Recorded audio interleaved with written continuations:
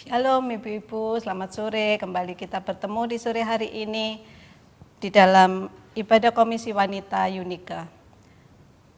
Mari kita bangkit berdiri saat teduh. Amin. Dalam nama Allah Bapa, Putra, dan Roh Kudus, kita mulaikan ibadah Komisi Wanita pada sore hari ini. Tuhan berfirman di dalam Yesaya 49 ayat 6b, "Tetapi aku membuat engkau menjadi terang bagi bangsa-bangsa, supaya keselamatan yang daripadaku sampai ke ujung bumi." Inilah tujuan Tuhan untuk menciptakan kita manusia sebagai terang bagi bangsa-bangsa. Kita patut bersyukur kepada Tuhan jikalau Tuhan berkenan kepada kita, memilih kita menjadi anak-anaknya. Mari kita bersyukur memuji bersama dengan para malaikat di surga yang memuji memuliakan Allah. Kita pujikan bersama malaikat di surga.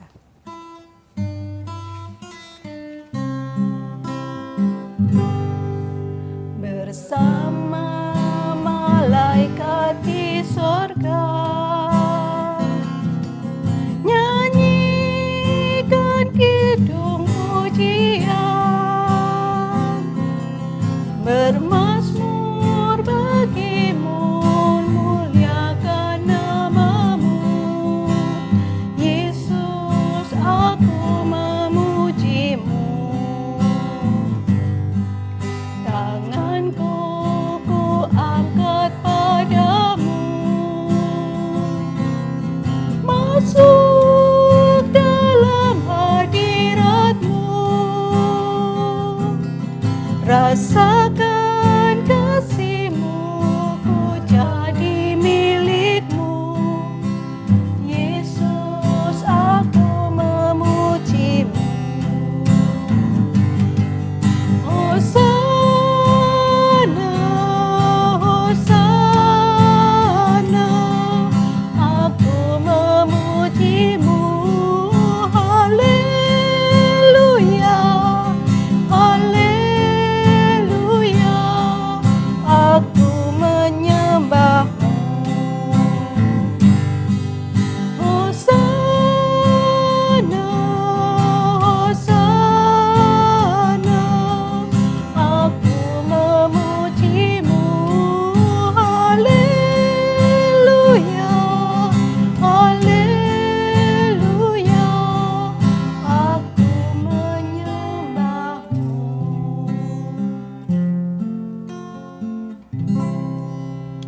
Mari kita masuk di dalam doa.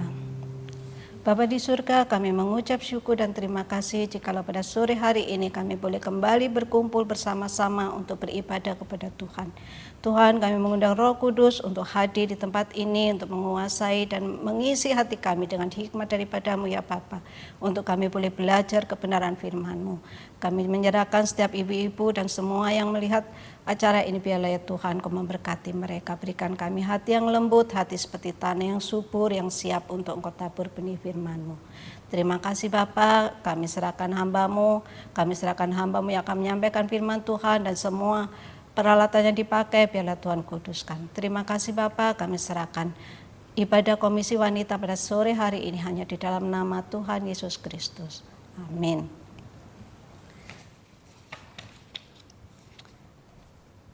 Hari ini tema kita adalah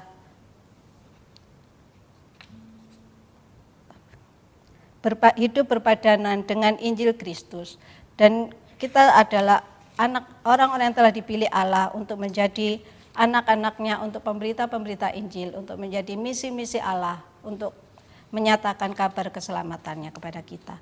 Tetapi kita sebagai manusia yang masih juga lemah, biarlah kita memohon pertolongan Tuhan untuk kita dapat menerima tanggung jawab dan panggilan Tuhan ini dengan pertolongan Tuhan. Kita perlu bantuan, kita perlu hikmat dan pertolongan Tuhan di dalam hidup kita. Sebelum kita akan mendengarkan firman Tuhan yang akan disampaikan oleh Evangelis Licu, kita akan memuji satu pujian. Tuhan, aku perlu setiap waktu.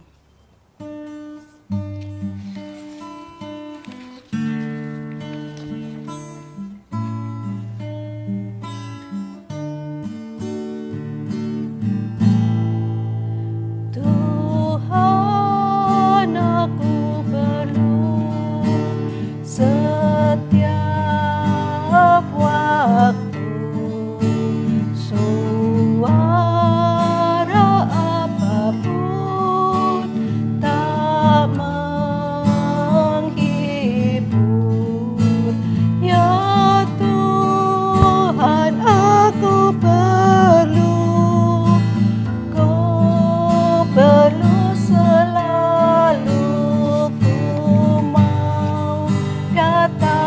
padamu, oh Tuhanku.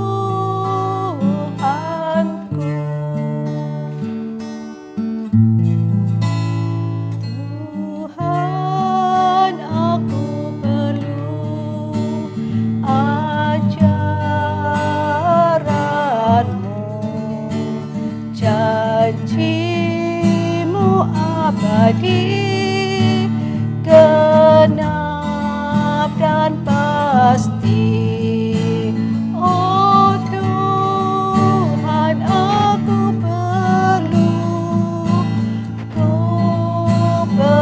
selalu, ku mau datang padamu, oh Tuhanku.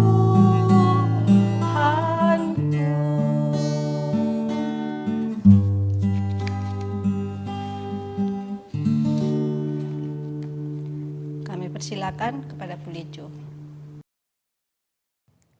Selamat sore, ibu-ibu yang terkasih, Komisi Wanita Unike. Apa kabar? Semangat.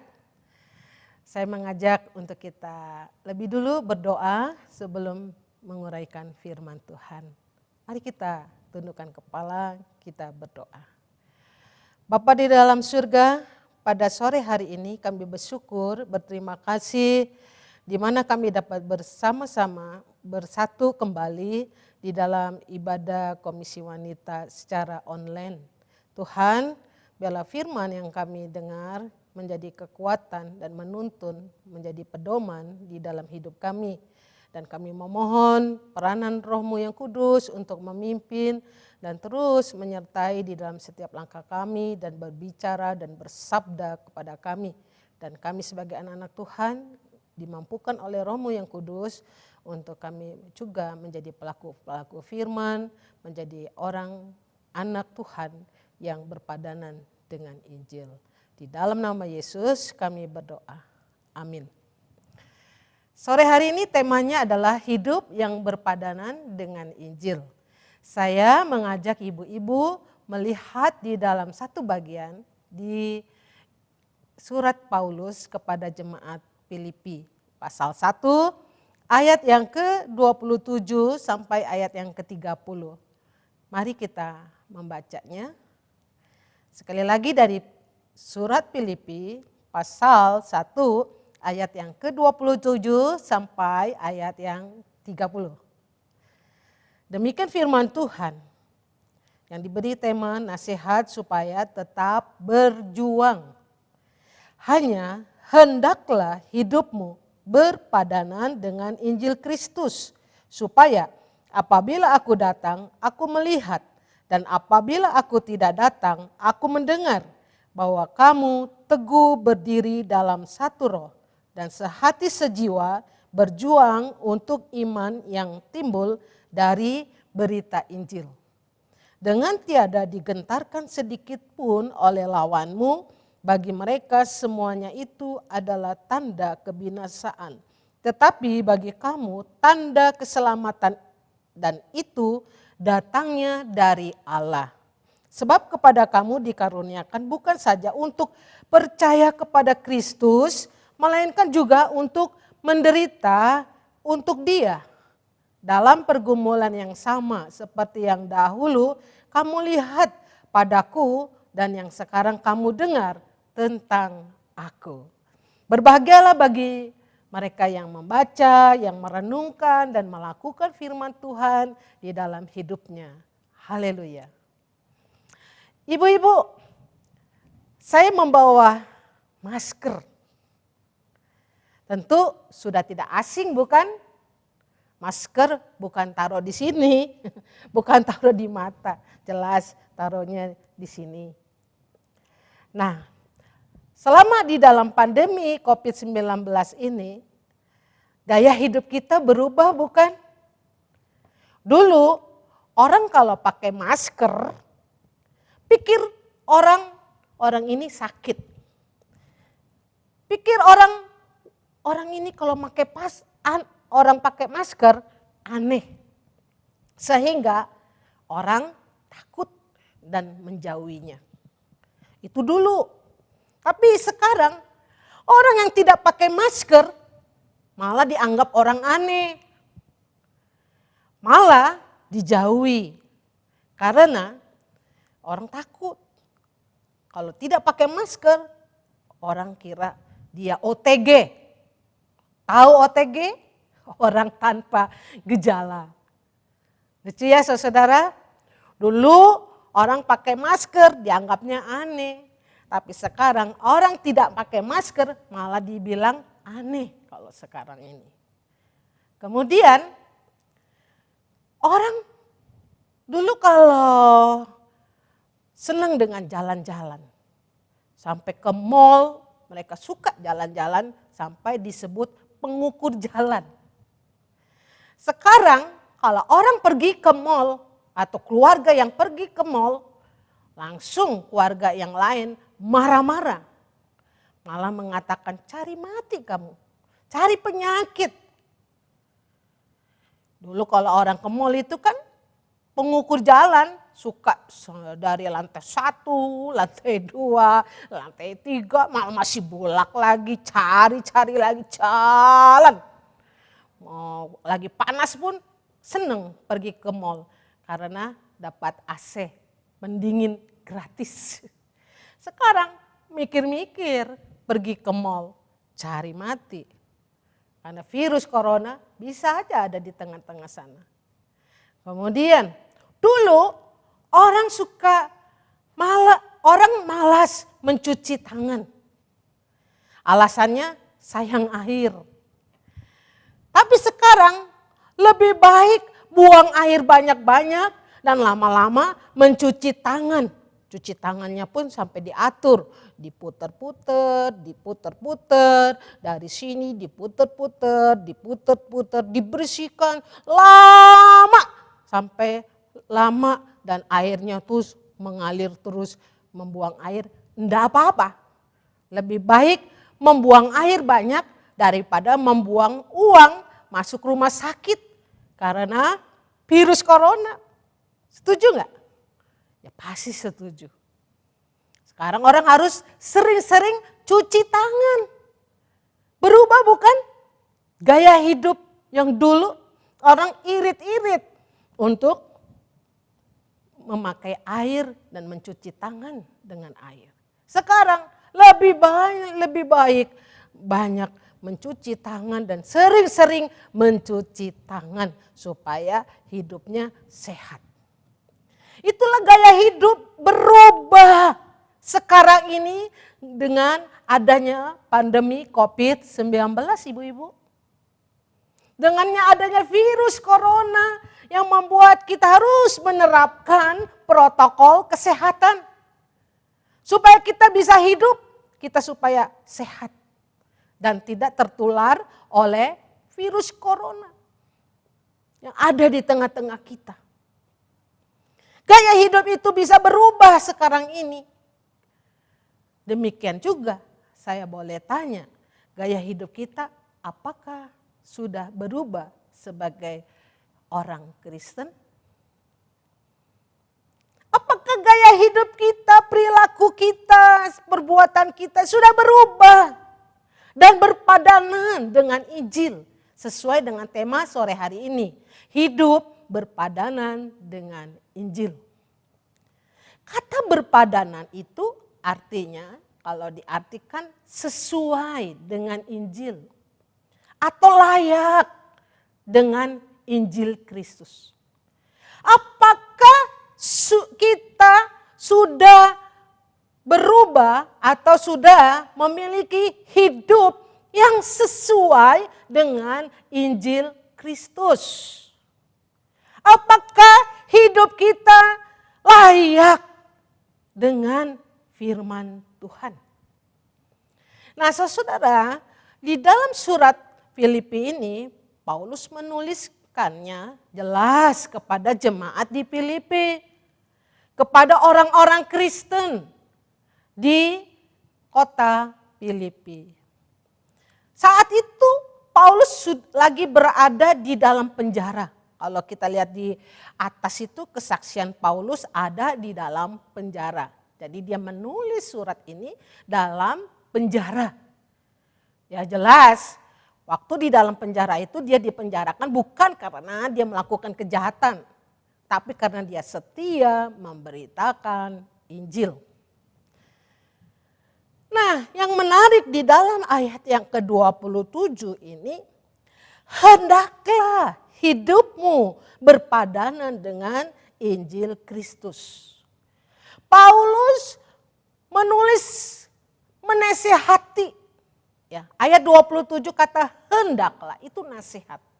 Mengingatkan, menasihati orang-orang Kristen untuk hidupnya berpadanan dengan Injil Kristus. Nasihatnya itu dimulai di pertama kali di ayat 27 untuk orang-orang Kristen mengetahui, sadar apakah hidupnya itu sesuai dengan Injil Kristus. Apakah hidup orang-orang Kristen hidupnya sesuai dengan firman Tuhan? Nah, kenapa Paulus menulis dan menasihati sedemikian untuk orang Kristen berpadanan hidupnya dengan Injil? Karena Paulus melihat dan tahu dengan jelas bahwa ada orang-orang Kristen yang hidupnya belum dan tidak sesuai dengan Injil Kristus. Hidupnya tidak sesuai, tidak layak sebagai anak Tuhan. Hidupnya memalukan sebagai hidup orang Kristen. Oleh sebab itulah Paulus menulis dan menasihati dan mengingatkan kepada orang-orang Kristen sebelum dia mungkin ya saat dia di dalam penjara kan dia menantikan hukuman. Apakah dia dibebaskan atau bakal dihukum mati. Jadi dia sebelum mengakhiri hidupnya atau dia sebelum dibebaskan, jadi dia mengingatkan lebih dulu sebelum dia meninggalkan orang-orang Kristen, ya meninggalkan atau akan mati, orang Kristen harus diingatkan hidup untuk sesuai dengan Injil Kristus. Karena Paulus tahu banyak orang-orang Kristen yang hidupnya belum dan melakukan firman Tuhan di dalam hidupnya. Orang Kristen masih hidupnya memalukan sebagai anak-anak Tuhan. Nah saudara, ibu-ibu yang terkasih, Paulus tahu bahwa ada orang-orang Kristen yang hidupnya maunya enak saja. Waktu mengalami penderitaan, waktu mengalami kesulitan, tidak lagi melakukan hidup yang sesuai dengan Injil Kristus. Ya contohnya misalnya di dalam masa pandemi COVID-19 ini saja, hidup kita ekonomi sulit, banyak di PHK, banyak pengangguran-pengangguran. Karena COVID-19 ini juga Indonesia mulai diumumkan mengalami resesi. Yang membuat berdampak pada kehidupan kita sebagai ibu rumah tangga. Banyak kesulitan-kesulitan di dalam keluarga, di dalam ekonomi.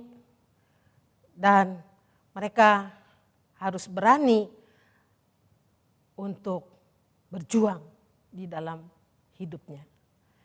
Banyak sekali kita melihat contoh-contoh yang memalukan di dalam kesulitan, di dalam penderitaan yang saat ini. Ya saya tidak menyebutkan bahwa apakah itu orang Kristen atau tidak. Yang jelas ada banyak di dalam masa-masa pandemi ini perceraian itu lebih banyak. Banyak orang-orang istri-istri atau perempuan-perempuan menuntut untuk bercerai kepada suaminya. Karena kesulitan-kesulitan ekonomi. Banyak istri-istri atau suami berselingkuh, berpaling dari pasangannya pada pria lain, pada wanita lain. Karena ada jaminan di balik itu. Sehingga mereka tidak setia di dalam keluarganya dan tidak setia di dalam pernikahan. Banyak di dalam kasus-kasus di masa pandemi itu COVID-19 ini orang-orang melarikan diri dengan narkoba, bukan? Dengan alasannya jenuh, tinggal di rumah terus, tidak ada aktivitas. Sehingga narkoba, obat-obat terlarang itu dijual secara sembunyi-sembunyi dan rela melarikan diri kepada obat-obat yang terlarang itu. Itu sudah lumrah dan banyak berita-berita yang terjadi. Demikian juga ada ibu-ibu yang stres, yang tidak sabar mengajar anak-anaknya di rumah. Karena saat ini anak-anak belajar di rumah secara daring, tidak lagi tatap muka di sekolah. Sehingga ada terjadilah kekerasan, terjadilah pukulan, terjadi sampai ada seorang anak yang meninggal oleh ibunya sendiri dengan tidak sabarnya mengajar anak itu berulang-berulang sampai dipukul, mati. Apakah itu contoh yang baik? Apa itu gaya hidup yang menurut Injil Kristus? Tentu bukan. Saudara, Paulus mengingatkan kepada kita, firman Tuhan mengingatkan bahwa di dalam hidup ini memang Tuhan mengizinkan ada suatu penderitaan. Penderitaan itu menjadi paket di dalam hidup kita. Menjadi orang Kristen bukan berarti bebas dari penderitaan, tidak. Malah sebaliknya penderitaan itu menjadi paket di dalam hidup kita. Tetapi Paulus mengingatkan, dengan penderitaan kita itu apakah hidup kita sesuai dengan Injil Kristus? Apakah kita memiliki hidup yang sesuai dengan firman Tuhan? Kalau orang yang tidak sesuai dengan Injil Kristus, ya memang kita menemukan seperti tadi kasus-kasus. Ada juga yang hanya memikirkan pada hal-hal jasmani. Atau yang hanya berpikiran di benaknya tentang uang saja. Tidak memikirkan hal-hal yang di atas, yang kekekalan. Karena itu Paulus di dalam ayat yang ke-27b, selain hendaklah di dalam ayat 27 hidupmu berpadanan dengan Injil. Karena itu orang yang hidup berpadanan dengan Injil ada yang dikatakan oleh Paulus, kamu teguh berdiri dalam satu roh dan sehati sejiwa dan berjuang untuk iman yang timbul dari berita Injil. Jadi orang yang hidup dalam Injil yang sesuai dengan berpadanan dengan Injil Kristus, dia punya keteguhan, bisa teguh berdiri di dalam satu roh. Dia berjuang imannya di dalam hidupnya, di dalam menghadapi penderitaannya. Dia tetap teguh, tetap mengandalkan Tuhan, tetap membiarkan Roh Kudus dia bersatu dan membiarkan Roh Kudus yang ada di dalam hidupnya bekerja dan menjadi penolong, menjadi sumber kekuatan bagi dia. Dan dia berjuang imannya di dalam menghadapi penderitaan itu. Nah, saudara,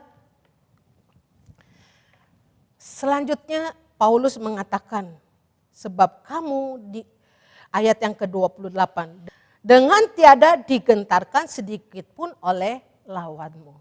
Jadi selain kita berpadanan hidup sesuai dengan Injil Kristus untuk kita tegar, teguh, kuat, berjuang dengan iman, mempercayai Tuhan, kita juga tidak gentar sedikit pun oleh lawanmu. Siapa sih lawan kita? Menurut ibu-ibu lawan kita itu siapa? Lawan kita suami, musuh yang gak suka sama kita, orang yang gak seneng sama kita. Bagi saya penafsiran selain iblis lawan kita yang harus kita lawan, kita harus jadi pemenang. Lawan kita juga adalah kesulitan, penderitaan, kesusahan, Itu lawan kita yang harus kita berjuang dan kita harus kalahkan. Supaya kita menjadi pemenang. Nah, ada satu kisah di dalam kisah para rasul, bukan kisah para rasul, 2 Raja-Raja 6 ayat 8 sampai 17. Ada satu kisah tentang Nabi Elisa, saudara, ibu-ibu. Pada saat itu bangsa Israel dipimpin oleh Raja Yoram yang berperang sedang berseteru dengan Raja Aram yang dipimpin oleh seorang raja yang bernama Ben-Hadad. Raja Aram itu kerajaan yang besar, saudara, dibandingkan dengan kerajaan Israel. Dan pada waktu itu tentara Aram mengepung kota Dotan, ya, kota orang Israel. Dan mengepung dengan tentara yang begitu banyak, begitu besar. Mengepung kota Dotan tersebut. Sampai-sampai pembantunya Elisa pun ketakutan. Karena melihat begitu banyaknya tentara musuh sudah mengepung kota Dotan. Mereka mau berperang melawan kerajaan Israel. Tapi di dalam cerita ini, di 2 Raja-Raja 6, Elisa malah menenteramkan. Malah memberikan satu kata yang membuat si pembantu Elisa tidak boleh takut dan tidak boleh khawatir. Nabi Elisa mengatakan, jangan takut, sebab lebih banyak yang menyertai kita daripada mereka. Jadi Nabi Elisa mengatakan kepada pembantu itu, jangan takut, meskipun mereka begitu banyak, tapi ada tentara yang lebih banyak lagi dari tentara mereka. Adalah tentara dari Tuhan sendiri. Kemudian apa yang dilakukan oleh Nabi Elisa? Elisa berdoa dan memohon Tuhan membuka mata bagi hambanya, pembantunya untuk melihat tentara Tuhan. Dan Tuhan mendengar loh. Tuhan menjawab doa Nabi Elisa. Dan membuka mata pembantu Nabi Elisa. Sehingga ketika melihat, pembantu itu melihat bahwa di sekeliling orang di kota Dotan itu, di sekeliling di belakang tentara-tentara musuh itu, ada tentara malaikat Tuhan. Tentara Tuhan. Tuhan mengirimkan malaikatnya lebih banyak. Lebih besar. Dan malaikat itu mengendarai bukan kuda yang biasa, tapi kuda berapi. Dan mengendarai kereta, bukan kereta yang biasa, tapi kereta yang berapi. Mengelilingi musuh-musuh atau tentara-tentara Aram itu. Dan yang kedua, Nabi Elisa pun berdoa supaya Tuhan menutupkan mata tentara-tentara itu, membutakan sementara. Apakah doanya tidak didengar? Didengar. Dijawab. Tuhan membutakan tentara-tentara Aram yang begitu banyak, yang begitu kuat, yang gagah itu, dibutakan matanya. Sehingga mereka tidak bisa melihat. Dan dilakukan Elisa, yaitu membawa musuh-musuh orang Israel itu, tentara-tentara Aram itu yang gagah perkasa itu, yang kuat-kuat itu, menuntun mereka, membawa mereka ke Samaria. Di sana kota Samaria adalah kota yang menjadi pusat kerajaan Israel. Di mana tempat Raja Yoram, Raja Israel bertata, istananya di sana yang berkumpul, kota yang menjadi pusat kota Israel. Musuh-musuh itu dibawa ke Samaria. Dan apa yang dilakukan Elisa kemudian? Memberi pesan, mengatakan kepada Raja Yoram untuk tidak boleh membunuh, tidak boleh berperang pada musuh-musuhnya ini. Tapi kemudian Elisa pun berdoa untuk membukakan matanya orang tentara-tentara atau musuh-musuh itu. Dan Tuhan pun mendengar, ibu-ibu, menjawab doanya Elisa. Tadi membutakan, sekarang Elisa minta membukakan mata musuh-musuh ini. Ketika Tuhan membukakan kembali mata musuh-musuh itu, musuh-musuh linglung, pangling. Loh, ada di mana kami ini? Kita ada di mana? Mereka baru sadar ada di tengah-tengah perangkap tentara Raja Yoram, Samaria. Yang sudah tinggal nunggu pas dibunuh. Tapi Raja Yoram mentaati Elisa dan tidak membunuh, malah mengajak mereka untuk makan tentara-tentara itu. Sampai disuruh kembali pulang. Kembali tentara-tentara itu pulang ke Aram. Dalam keadaan malu, dalam keadaan sungkan, sudah diajak makan, dikasih hidup lagi. Ya, dibiarkan mereka hidup. Ini yang jelas saudara, ibu-ibu. Saya menceritakan ini tentang Allah itu ada. Ada Tuhan. Tuhan mendengar. Tuhan melihat. Tuhan juga menjadi penolong di dalam kehidupan kita, di dalam kekhawatiran, di dalam kesulitan hidup kita.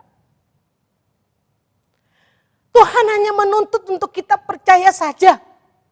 Kita beriman pada Dia dan hendaknya sebagai orang yang percaya, orang yang beriman kepada Yesus Kristus, hendaknya hidupnya sesuai dengan Injil Kristus. Maukah ibu-ibu? Amin. Kita tundukkan kepala, kita berdoa. Bapa yang dalam surga, terima kasih. Tuhan mengingatkan, menyadarkan untuk kami, untuk di dalam hidup kami, di dalam kesulitan, di dalam penderitaan, di dalam masa pandemi COVID-19 ini. Hendaknya hidup kami terus berpadanan, hidup yang sesuai dengan Injil Kristus, hidup yang layak sebagai anak-anak Tuhan. Sehingga kami dapat memberitakan Injil di dalam kehidupan kami. Berkati ibu-ibu, berkati Komisi Wanita Unike, Tuhan yang menolong di dalam kehidupan mereka. Tuhan ada bersama mereka. Tuhan yang juga turun tangan, yang peduli dan menyelesaikan segala masalah, kesulitan, kesukaran hidup mereka. Tuhan yang menjadi Allah dan yang memelihara dan yang melindungi dan yang memberkati kehidupan ibu-ibu dan keluarganya. Dengarlah doa kami. Terima kasih Tuhan. Engkau yang Allah yang setia dan selalu bersama dengan kami. Yang aktif dan yang berkuasa dan terus menyatakan kasih dan kuasa-Mu di dalam hidup kami. Dalam nama Yesus kami berdoa. Amin. Terima kasih, Tuhan memberkati ibu-ibu. Amin. Amin. Kita telah mendengarkan firman Tuhan, biarlah itu boleh menjadi penuntun bagi kita untuk menjadi orang-orang yang boleh berpadanan dengan Injil Kristus dan biarlah hidup kita diperbaharui oleh firman-Nya. Kita ada pengumuman terlebih dahulu. Pengumuman KW tanggal 16 bulan 10-20 adalah Jumat ketiga, kita akan kembali mengadakan ibadah Komisi Wanita yang menjadi tema adalah menjadi murid Kristus yang bertumbuh melalui penderitaan. Pembicaranya adalah Pendeta Ho Ing Jek dan liturgos adalah Ibu Yulianti. Pengumuman yang kedua yaitu minggu ini pada tanggal 4 bulan 10 di ibadah umum ada sakramen perjamuan kudus. Mari kita siapkan hati untuk mengikuti ibadah dan perjamuan kudus. Sebelum mengakhiri, mari kita pujikan satu pujian. Bapa, terima kasih.